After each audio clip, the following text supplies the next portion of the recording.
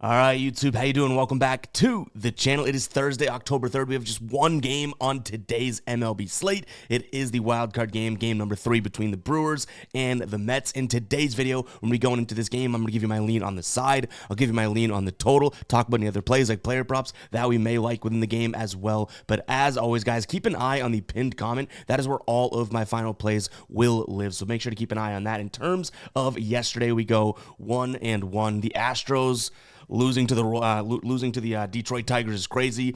The Orioles losing to the Royals is crazy. We're set up for some damn parity in the MLB playoffs, but I'm here for it. Like I said, I was betting on the Astros yesterday, but I'm here for the idea that this Tigers team could take the league by storm and kind of have that Cinderella-esque story. So hopefully we're in for some more wins between them. But yeah, Royals kind of in the same boat, beating a team in which they were underdogs against. But shout out to those two teams. But yeah, we go 1-1 yesterday. Mets Brewers over 7.5. Looked like we were off to the races the first 5 innings, right?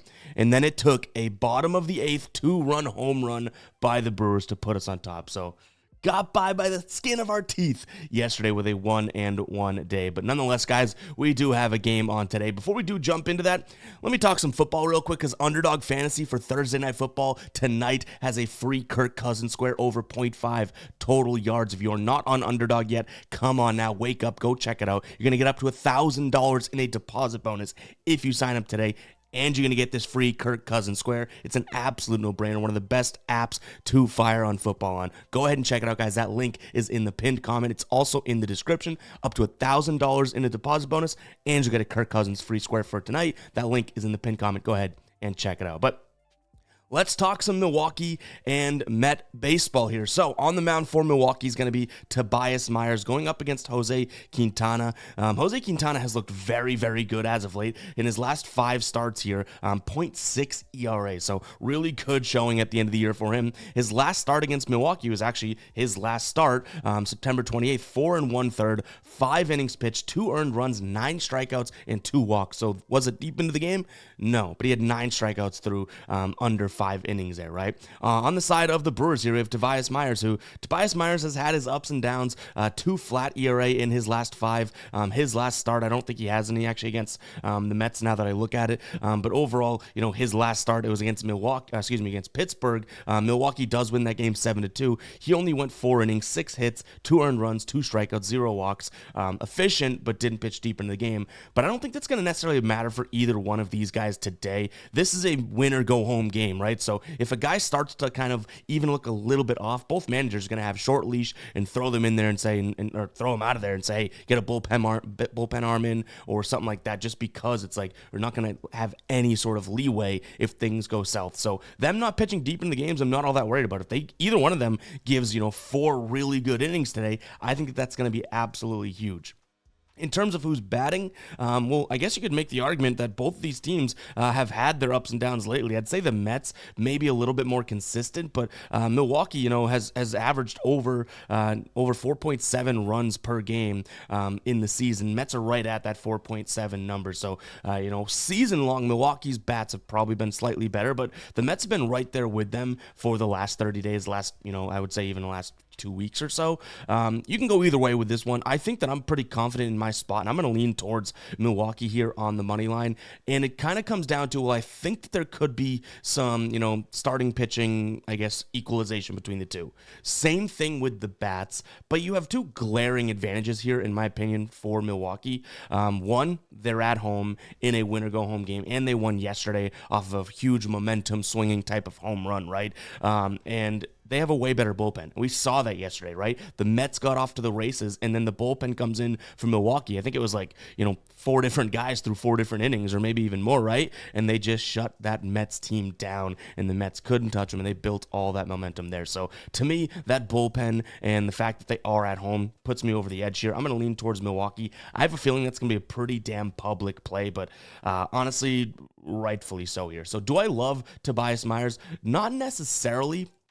But what I will say, he throws a fastball a lot of the time here. It's actually a pitch that the Mets have kind of struggled with. They've been hitting the splitter and cutter really well, but the fastball, not, I wouldn't say struggle, but I guess middle of the pack in the last 30 days, right? Now, he does throw a cutter as his second or third pitch, which the Mets do hit well. But his next pitch, so 2 of his first 3 pitches, his next pitch is the slider, in which the Mets are bottom 10 team in the league last 30 days hitting. So if Tobias Myers is going fastball slider against this team, I think that they could kind of struggle offensively, and I don't think either one of these teams wins without their offense kicking, right? And then on the bright side here for Jose Quintana's pitching towards Milwaukee, so bright side for Milwaukee is that, Milwaukee stinks against the fastball. Quintana's like 4th pitch is the fastball. He throws a sinker much more than that. And Milwaukee, 5th best team last 30 days at hitting the sinker. So you have a good pitch mix for both, for this side as well. Quintana's pitches kind of suit right into what Milwaukee likes to hit.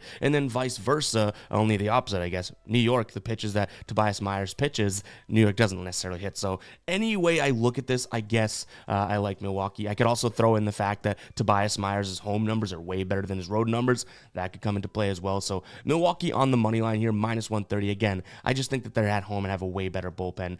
Those are the 2 glaring things.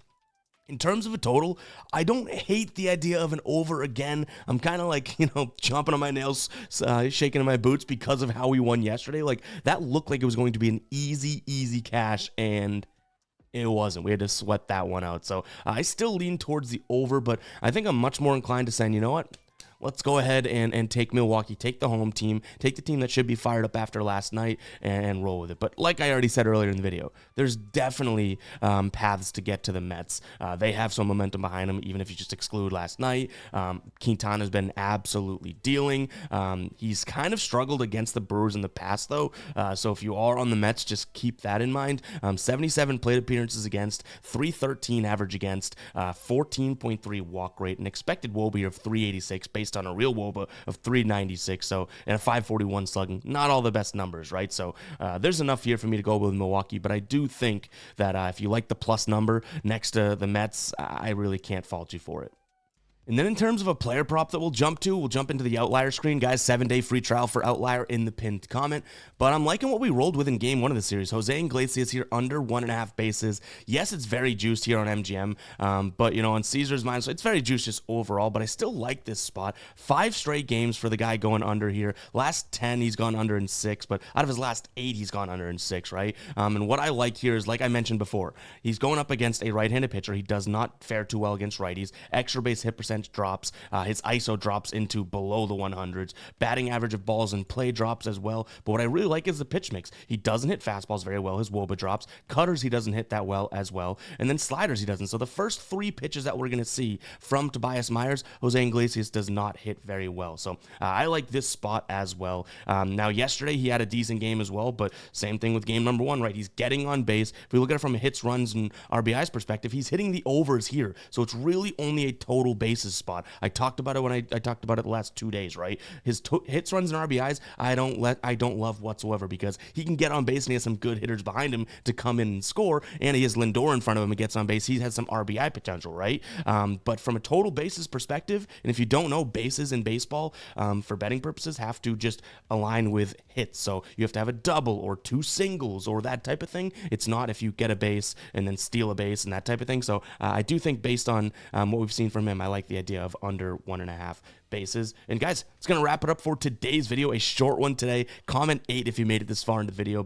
And I want to know who you guys think is going to win this game, or who you want to win this game as well. I'm on the Brewers. I think that based on what they did last night, and being home and having a better bullpen is kind of the momentum that they need behind them. But let me know who you guys are rolling with in the comments. I'll catch you guys in the next one, all right? Peace out.